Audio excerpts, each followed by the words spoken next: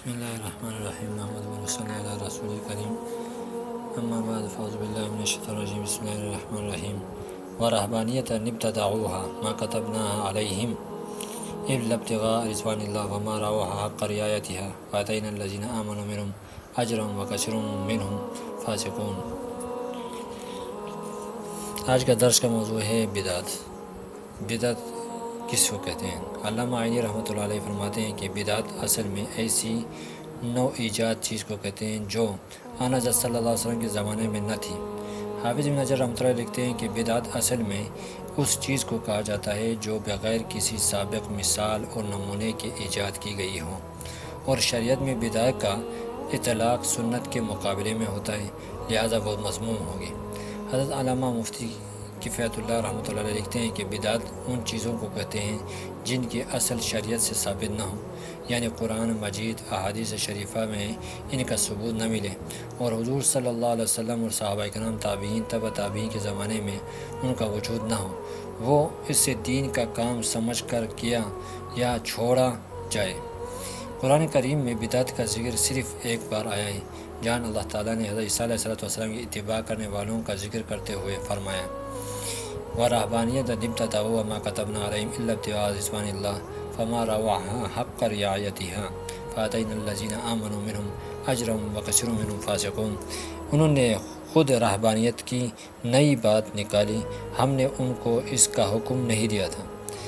مگر انہوں نے اپنے خیال میں اللہ کی خوشنودی حاصل کرنے کے لیے آپ ہی ایسا کر لیا تھا، پھر جیسا ان کو نبھانا چاہیے تھا نبھا بھی نہ سکے۔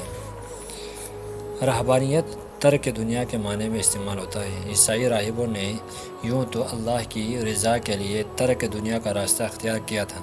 ان میں سے کوئی صحراؤں میں جا بسا، کسی نے غاروں کو اپنا مسکن بنا لیا، کسی نے مرعا غن اور لذیذ کھانوں اہل عیاض سے کنارہ کش اختیار کر لی، لیکن نہ تو اللہ تعالیٰ نے انہیں اس کا حکم دیا تھا اور نہ ہی وہ خود اس ایجاد بندہ بدعت کی رعایت کر سکے، چونکہ یہ عمل انسانی فطرت کے خلاف تھا۔ اس لیے ہمارے آقا صلی اللہ علیہ وسلم نے واضح طور پر اعلان فرما دیا لا رہبانیت فی الاسلام، اسلام میں رہبانیت نہیں۔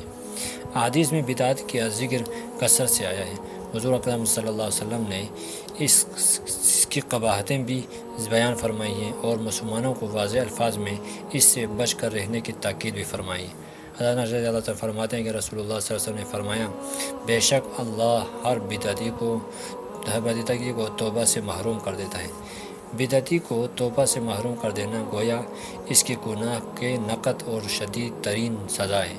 عقوبت اور سزا کے علاوہ بدعتی کے توبہ سے محروم ہونے کی ایک وجہ یہ بھی ہے کہ انسان توبہ اسی عمل سے کرتا ہے جسے وہ گناہ سمجھتا ہو، جبکہ بدعتی بدعت کو گناہ نہیں سمجھتا، بلکہ ایسا عمل سمجھتا ہے جو اس کی غلط سوچ کے مطابق اللہ کی رضا اور جنت کا حصول کا ذریعہ ہوتا ہے۔ یہ شیطان کی طرف سے لوگوں کو توبہ سے محروم رکھنے کا بڑا مؤثر حربہ ہے کہ اس نے بظاہر اچھے خاصے سمجھدار اور دیندار انسانوں کو ایسے اعمال میں مبتلا کر دیا جو اللہ کے غضب کو دعوت دینے والے ہیں، لیکن وہ ان اعمال کو رضا الہی کے حصول کا ذریعہ سمجھ کر بجا لاتے ہیں۔ ان اعمال میں بے تحاشا دولت بھی خرچ کرتے ہیں اور وقت بھی ضائع کرتے ہیں، پھر یہ کہ ان فضول اعمال کو عین شریعت ثابت کرنے کے لیے جسم اور جان اور قلم اور زبان کی ساری توانائیاں صرف کر دیتے ہیں، اور ان کی ہر درمی ضد اور عناد کی وجہ سے اختلافات جنم لیتے ہیں، جب کہ رسول اللہ صلی اللہ علیہ وسلم نے اپنی امت کو تاکید فرمائی تھی کہ جب اختلاف اور انتشار دیکھو تو بدعات سے اپنا دامن بچا کر میری سنت اور خلفائے راشدین کی سنت کو لازم پکڑ لینا۔ حضرت ارباز بن ساریہ رضی اللہ تعالیٰ عنہ سے روایت ہے کہ ایک دن ہمیں رسول اللہ صلی اللہ علیہ وسلم نے نماز پڑھائی، نماز کے بعد ہمیں انتہائی مؤثر اور بلیغ واضح ارشاد فرمایا جس کی وجہ سے آنکھیں چھلک پڑی اور دل دہل گئے۔ ایک کہنے والے نے عرض کیا یا رسول اللہ صلی اللہ علیہ وسلم، یہ تو کسی رخصت کرنے والے کا واس محسوس ہوتا ہے، تو آپ ہمیں اس موقع پر کیا وصیت فرماتے ہیں؟ آپ صلی اللہ علیہ وسلم نے فرمایا میں تمہیں وصیت کرتا ہوں اللہ سے ڈرتے رہو اور سننے کی اور اطاعت کرنے کی، اگرچہ تمہارا امیر کوئی حبشی غلام ہی کیوں نہ ہو، کیونکہ تم میں سے جو کوئی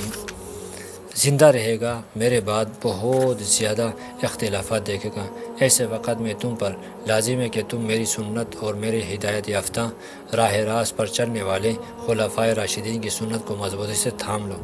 اور اس سے دانتوں سے پکڑ لو، اور تمہیں دین کا نام سے نکالی گئی نئی باتوں سے بچ کر رہنا چاہیے، کیونکہ ہر نئی چیز بدعت ہے اور ہر بدعت گمراہی ہے۔ بدعتی ایسا بد نصیب انسان ہوتا ہے کہ قیامت کے دن جب ہمارے آقا صلی اللہ علیہ وسلم حوض کوثر پر اپنی امت کو جام بھر کے پلا رہے ہوں گے، بدعتی اس بے مثال مشروب سے محروم رہیں گے۔ حضرت عبداللہ بن مسعود رضی اللہ تعالیٰ سے روایت ہے کہ رسول اللہ صلی اللہ علیہ وسلم نے ارشاد فرمایا کہ میں تم سے پہلے حوض پر ہوں گا، تم میں سے کچھ لوگ میرے سامنے لائے جائیں گے، پھر انہیں مجھ تک پہنچنے سے روک دیا جائے گا۔ میں کہوں گا کہ یا رب، یہ تو میرے اصحاب ہیں، میرے دوست ہیں، میرے امتی ہیں، تو مجھ سے کہا جائے گا آپ نہیں جانتے کہ انہوں نے آپ کے بعد کیا بدعتیں شروع کر دی تھیں۔ صحیح البخاری۔ حضرت صحابہ کرام رضی اللہ تعالیٰ اجمعین دین کے بارے میں اتنے حساس تھے کہ وہ جب سنت سے ذرا سا انحراف بھی دیکھتے تھے تو چونکہ وہ چونک اٹھتے تھے، ناراض ہوتے تھے اور اس پر سخت تنقید کرتے تھے۔ انہیں یہ خدشہ لاحق ہو جاتا تھا کہ کہیں یہ بدعات دین کا خلیہ نہ بگاڑ دے۔ اس بگاڑ کی وجہ سے اس بات میں آنے والے کے لیے اصل اور نقل، سنت اور بدعت میں فرق کرنا مشکل ہو جائے گا۔ حضرت عبداللہ بن مسعود رضی اللہ تعالیٰ عنہ کے بارے میں آتا ہے کہ انہوں نے ایک جماعت کو مسجد میں محض اس لیے نکال دیا تھا کہ وہ بلند آواز سے لا الہ الا اللہ اور بلند آواز سے صلی اللہ علیہ وسلم پر درود پڑھتی تھی، اور فرمایا کہ میں تمہیں بدعتی خیال کرتا ہوں۔ حضرت اعلیٰ بن بدر رضی اللہ رحمۃ اللہ علیہ سے مروی ہے کہ سیدنا حضرت علی رضی اللہ تعالیٰ عنہ عید والے دن عیدگاہ کی جانب نکلے۔ کچھ لوگوں کو دیکھا کہ وہ نماز پڑھ رہے تھے۔ آپ نے فرمایا، اے لوگوں، ہم نے یقیناً رسول اللہ صلی اللہ علیہ وسلم کے اس دن کا حال بھی مشاہدہ کیا، بس کوئی آدمی عید کی نماز سے پہلے نماز نہیں پڑھا کرتا تھا، یا کوئی آدمی نبی کریم صلی اللہ علیہ وسلم سے پہلے نماز نہیں پڑھا کرتا تھا۔ ایک آدمی نے کہا کہ اے امیر المومنین، کیا آپ لوگوں کو نماز جیسے مبارک عمل سے منع نہیں کر رہے؟ آپ رضی اللہ تعالیٰ عنہ نے فرمایا، میرا مقصد لوگوں کو نماز سے روکنا نہیں ہے، لیکن ہم ان کے وہ حال بیان کرتے ہیں جس کا ہم نے نبی کریم صلی اللہ علیہ وسلم سے مشاہدہ کیا، یعنی حضور صلی اللہ علیہ وسلم نے عید کی نماز سے پہلے نماز نہیں پڑھی۔ حضرت علی رضی اللہ تعالیٰ عنہ سے ایک روایت ان الفاظ سے مروی ہے کہ ایک شخص نے عید کے دن نماز عید سے پہلے نفل نماز پڑھنی چاہیے، تو حضرت علی رضی اللہ عنہ نے اسے منع کیا۔ اس نے کہا کہ اے امیر المومنین، میں سمجھتا ہوں کہ اللہ تعالیٰ مجھے نماز پڑھنے پر سزا نہ دے گا۔ حضرت رضی اللہ تعالیٰ عنہ حضرت علی رضی اللہ تعالیٰ عنہ نے فرمایا، اور میں بالیقین جانتا ہوں کہ اللہ تعالیٰ کسی فعل پر ثواب نہ دے گا جب تک کہ اس فعل کو جناب رسول اللہ صلی اللہ علیہ وسلم نے نہ کیا ہو یا اس کی ترغیب نہ دی ہو، بس تیری یہ نماز فعل بدعت ہوگی، اور فعل ابس حرام ہے، اور شاید کہ تجھے اللہ تعالیٰ اپنے رسول کی مخالفت کی وجہ سے سزا دے۔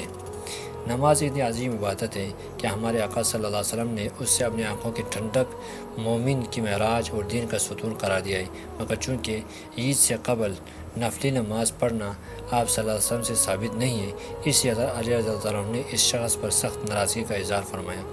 اس واقعے سے ان لوگوں کو سبق حاصل کرنا چاہیے جو دین کے نام پر جو دل میں آتا ہے کرتے رہتے ہیں۔ مختلف دنوں، راتوں، تہواروں اور تقریبات میں انہوں نے عجیب و غریب بدعات ایجاد کر رکھی ہیں جن کا نہ تو قرآن سے ثبوت ہے اور نہ حدیث سے، نہ صحابہ سے اور نہ ہی ائمہ دین سے۔ پھر طرف تماشا یہ کہ ان بدعات پر وہ لڑنے مرنے کے لیے تیار ہو جاتے ہیں۔ اللہ تعالی ہم سب کی حفاظت فرمائے، ہر قسم کی بدعات سے تمام مسلمانوں کی حفاظت فرمائے۔